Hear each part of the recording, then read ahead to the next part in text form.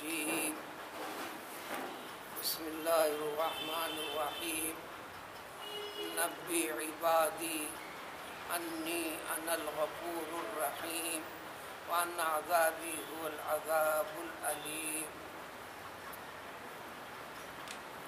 اللہ تعالیٰ نے انسانوں کو ہدایت کے لیے اپنا کلام نازل فرمایا۔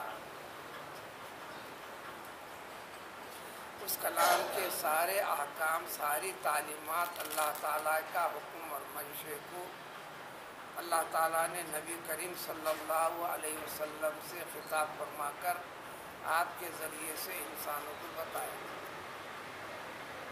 اس لیے ایمان کا لازمی جز ہے پیغمبر صلی اللہ علیہ وسلم سے محبت، آپ کے فرمان کو وہی درجہ دینا عمل کرنے میں جیسا کہ اللہ تعالیٰ کلام پاک سے دیتے ہیں۔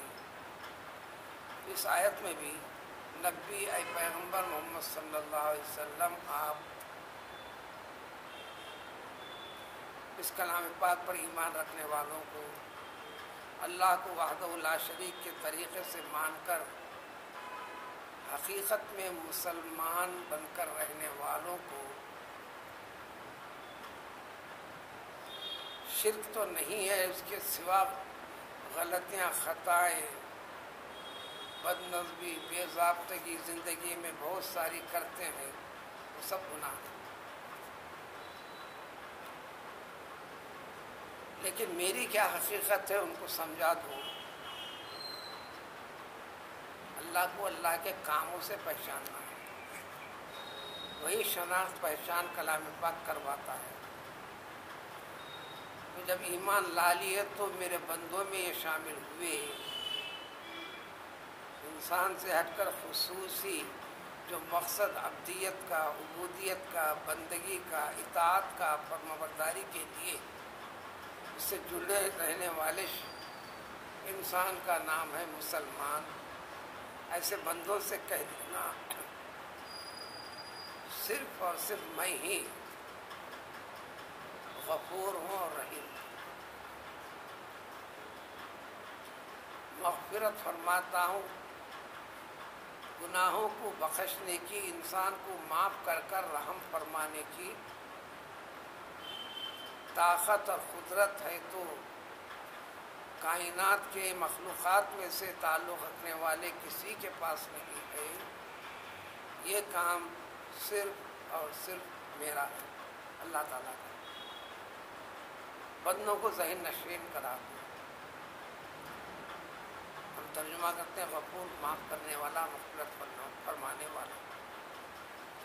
مسلمانہ انسان کے گناہوں کو چھپا دینے والا، پردہ ڈال کر چھپا دینے والا۔ انسان کے دو گناہ ہوتے ہیں، یعنی دو فیلڈ ہیں، بہت سارے امور ہیں۔ بندے کا اللہ تعالیٰ سے تعلق، نماز پڑھنا ہے بندے کو اللہ تعالیٰ کے لیے، روزہ رکھنا ہے اللہ تعالیٰ کے لیے، صدقہ نکال کر دینا ہے اللہ تعالیٰ کے لیے، یعنی اللہ کے حکم کی، اللہ کی رضا چاہنے کے لیے اللہ کا حکم ہے۔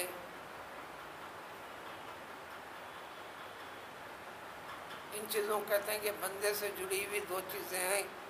ایک، بندے کے اوپر اللہ کا کیا حق ہے، دوسرا بندے کے اوپر بندوں کا حق اللہ کے حکم کے ذریعے سے کیا ہے۔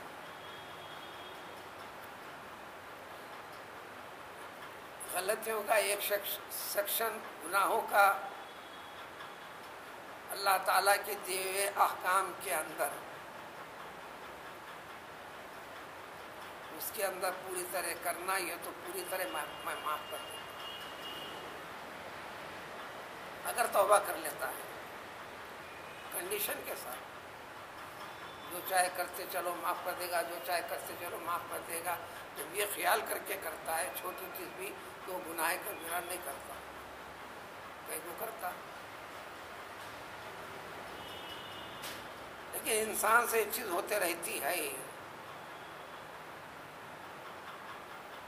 دوبارہ گئے خدا بندی میں اپنی غلطیوں کا اعتراف کر کر توبہ کرتا ہے۔ توبہ میں کیسے؟ نمازیں چھوڑا تھا، اس کی توبہ ہے کہ پوری نمازوں کا اعادہ کرنا، جس کو قضا کہتے ہیں۔ وقت پہ نہ پڑھنا جو گناہ ہے، چھوڑا تھا جو گناہ ہے اب معافی مانگنا. روزے چھوڑے تھے اس کا اس کی توبہ یہ ہے کہ جتنے روزے چھوٹے تھے ان روزوں کی قضا کرنا. اگر یاد نہیں ہے گنتی اندازہ قائم کرنا. کرتے چلنا اس مدت تک کرتے چلنا جب تک آپ کا ضمیر دل شاید میں نے پورے کر لیا ہوں گا یقین والی کیفیت ہوگی. لیکن یہ خیال آیا کسی کو عمر کے آخری حصے میں نہایت کمزور ہوگا، ناتوان ہو گیا، روزہ رکھنے کی اب طاقت نہیں ہے، تو اس کے ہے کہ ہر روزے کے بدلے کفارہ دینا، فدیہ دینا.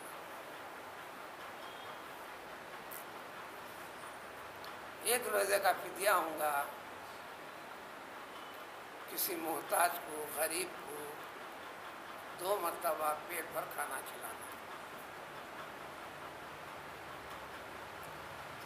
یا 1 کے بجے 2 کو لے کر 1 مرتبہ پیٹ بھر کھلانا، ایک روزے کا بنانا اس نیت کے ساتھ.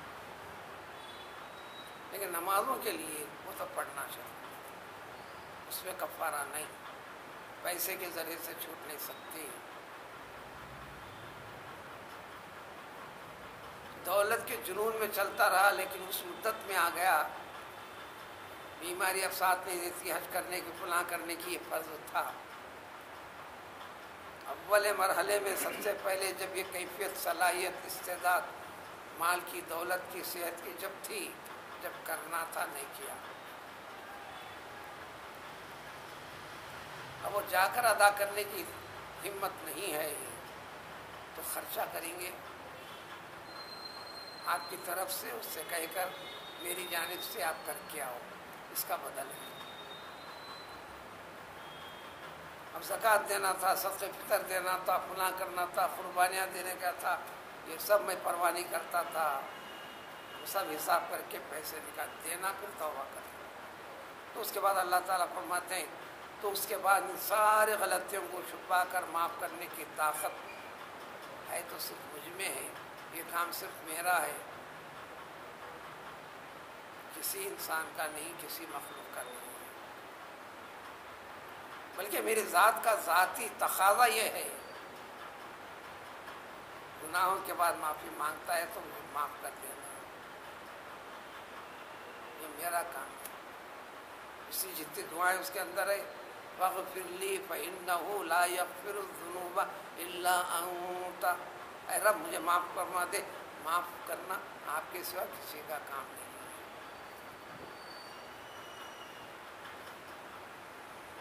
عربی میں نہیں تو اردو میں کرنا. معاف کیجئے، معاف کرنا صرف اور صرف یہ آپ کا کام. پیدا کرنا آپ کا کام ہوا، زندہ رکھنا آپ کا کام ہوا، زندگی کے مختلف مرحلوں میں گزارنا آپ کا کام تھا، بچپن سے جوان بنانا آپ کا کام تھا، جوانی سے بڑھاپے میں ڈھکیلنا کام تھا، جینے کے لیے ضروری تقاضوں میں وہ طریقے سمجھانا آپ کا کام تھا، وہ طریقے آسان کرنا آپ کا کام تھا، پالنا آپ کا کام تھا، زندگی چلاتے رہنا آپ کا کام تھا، پھر زندگی کو ختم کرنا بھی آپ کا کام ہے. تو بھیجے تھے آپ، لوٹنا آپ کے پاس ہے، مرنے کے بعد اٹھنا یقین ہے. الرحیم، مہربانی کرنا، یہ میری ذات کے ساتھ جڑا ہوا. تو گویا اللہ تعالیٰ سے بندے کے اوپر صرف رحم ہی رحم کرنا چاہتے ہیں، معاف کرنا چاہتے ہیں. ان کا ذاتی کام یہ ہے. عذاب دینا ذاتی کام نہیں ہے، بلکہ کسی اور وجہ سے عذاب کے اوپر خود بندہ آگے بڑھتا ہے. گناہ کرتا ہے اسے پیچھے نہیں ہٹتا ہے، حق مارتا ہے اس کا خیال نہیں کرتا. اب دوسرا پہلو یہ تھے بندے کے اوپر حق اللہ تعالیٰ کے جو ہے اس اعتبار سے. پھر بندے کا تعلق بندے کے ساتھ، دنیا کی زندگی بغیر میل جول کے مختلف پہلوؤں کے ساتھ. دوستوں آپ کے ساتھ ملا جلا رہتا، معاملات رہتا، اونچ نیچ ہوتی ہے. بھائیوں کے ساتھ رہتا، اونچ نیچ ہوتی ہے. ازدواجی زندگی بیوی کے ساتھ رہتا، اس کے اندر عدل و انصاف والے کیا کیا معاملے ہوئے نہیں ہوئے سب آتا ہے. پھر اولاد کی تربیت والا ذمہ آپ کے ساتھ ہے. بچوں کی تربیت کے ساتھ کی ذمہ آپ کو آتا ہے، ہر چیز کی۔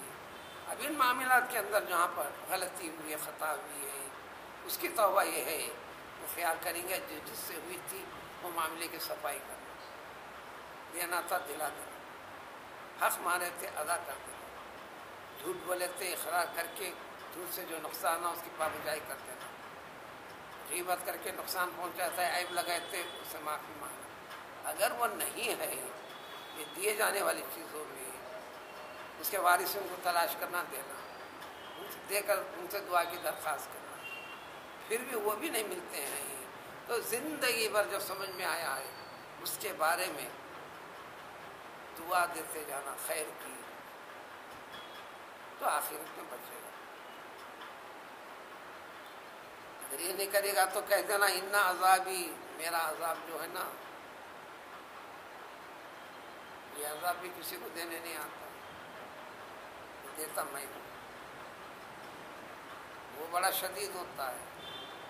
جب میں عذاب میں دیتا ہوں، اور یہ عذاب دینا، میں عذاب دینے کے لیے نہیں ہوں،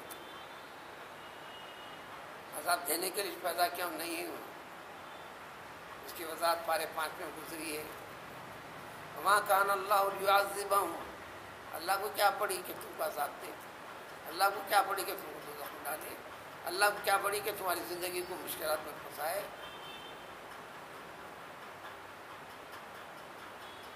تو پھر یہ سب ہوتا نا، یہ نہیں کرنا بتائے تھے نا، یہ آگ جلانے والی سمجھاتی فطری طور پر سب کو۔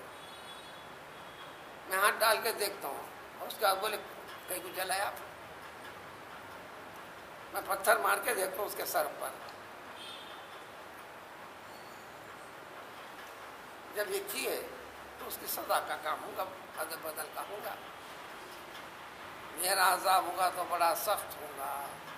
تو یہ 2 باتیں، اللہ کی رحمت امید پوری طرح رکھو، معافی مانگو، ادھر پلٹ کر مت جاؤ، لیکن ساتھ ہی ساتھ زندگی کے ہر پہلو میں مسلمان کے لیے اللہ کا خوف دل میں رکھو،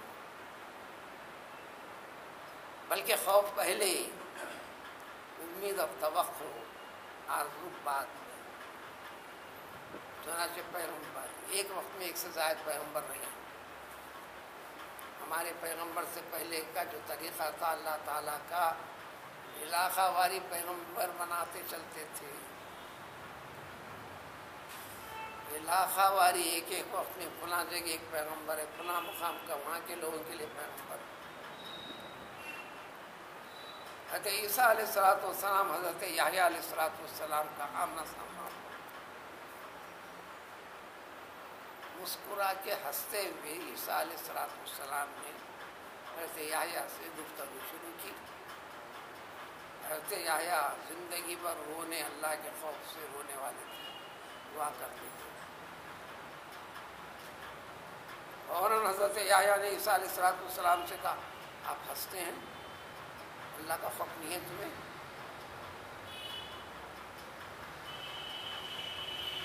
اس کے جواب میں عیسیٰ علیہ السلام نے یحییٰ علیہ السلام نے فرمایا آپ ہمیشہ روتے ہیں کہ اللہ تعالیٰ کی رحمت سے امید نہیں ہے آپ کو؟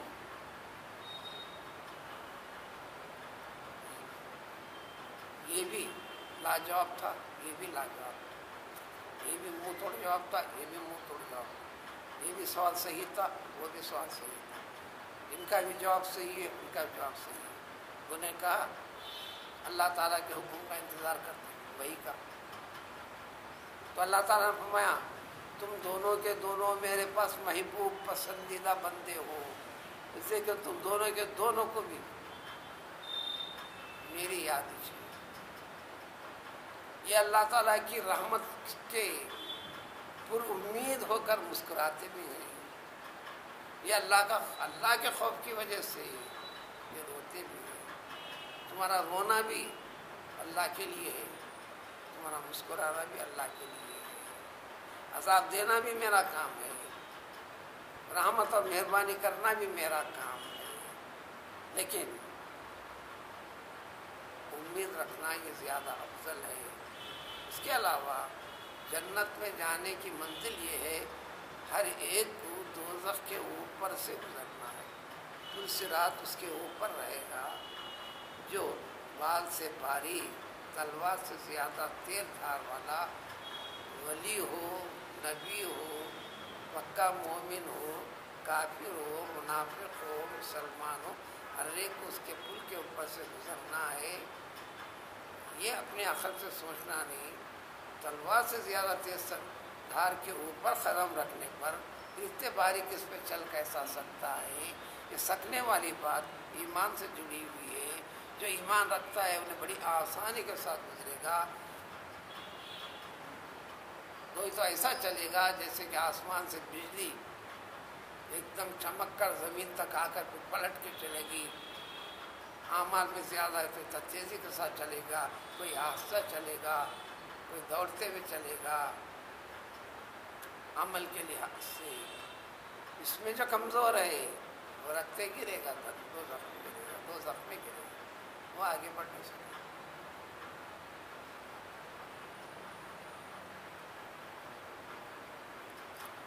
تو بندے کو اللہ تعالیٰ بار بار قرآن سے بتاتے ہیں تو اپنے رب کو پہچانو۔ جینے کے لیے پیدا کیا، دنیا کے لیے پیدا کیا، اور دنیا کے لیے نہیں پیدا کیا۔ دنیا میں کس طرح جینا، کس طریقے سے رہنا، کس طرح سے کمانا، کس وقت پہ کیا کرنا، اس کے آداب بتاتے ہیں۔ تو اسلام نام ہے ایک جینے کا، رہنے کا ڈھنگ اور سلیقے کا نام ہے۔ کسی چیز سے منع نہیں کیا، غلط طریقے سے منع کیا، غلط طریقہ یہ کیا۔ بعض کو بہت دیر سے بات سمجھ میں آتی ہے، جب پوری طرح پکے ارادے کے ساتھ کچھ روح کے دھو کے دل کے اندر نرمی پیدا کر کے معافی چاہتا ہے تو یہاں تک بھی فرما دیا اس بندے کے جو بول ہیں، آواز ہے، اللہ تعالیٰ کو سب سے زیادہ پسند ہے۔ کیوں پسند ہے؟ اپنے رب کو اب صحیح پہچانا۔ اب تک زبان سے اللہ اللہ لا الہ الا اللہ، کیا مطلب؟ جب سمجھ کے کہتا تو بدن کے اندر رونگٹے کھڑے ہو جاتے ہیں۔ حدیث شریف میں خوف خدا بندی سے اللہ کی بزرگی اور بڑائی کا، اس کے بڑے مرتبے ہونے کا ذکر کر اگر اس کے بدن میں کپ کپاہٹ جیسی پیدا ہوتی ہے، تھر تھراہٹ والی، تو اس کے گناہ ایسے جھڑتے ہیں جیسے درخت کے پتے پیلے ہونے کے بعد ہوا چلتی ہے تو پتے جڑ جس طرح پتے گرنے لگتے ہیں، اس کے گناہ بھی معاف ہوتے ہیں، اس لیے کہ اللہ کو صحیح پہچانا دل سے۔ اب جو کام کرے گا اللہ کے لیے، خیرات کرے گا اللہ کے لیے، نماز پڑھے گا اللہ کے لیے، معاملہ کرے گا اللہ کے ساتھ، غلط معاملات کی معافی چاہے گا۔ یہاں تک ایک مضمون کا اختتام ہوا۔ اب نمونے کے لیے پر اللہ کے بندے کیسے تھے، اللہ نے انعام کیسے کیا، سمجھانے والے اور اللہ کی بات بتانے والوں کی مخالفت کر کر ان کی پرواہ نہ کرنے والے، ان کو برا سمجھنے والے، ان کو اذیت تکلیف پہنچانے والوں کے ساتھ اللہ نے دنیا کے اندر ان کو کیسے مشقت میں ڈالا، مہربانی کیسے ہوتی ہے، اللہ تعالیٰ کی پکڑ کیسی ہوتی ہے، دنیا کے اندر اس کے نمونے کر دیے، وہ تفصیل اگلی آیت ہے۔ سبحان اللہ۔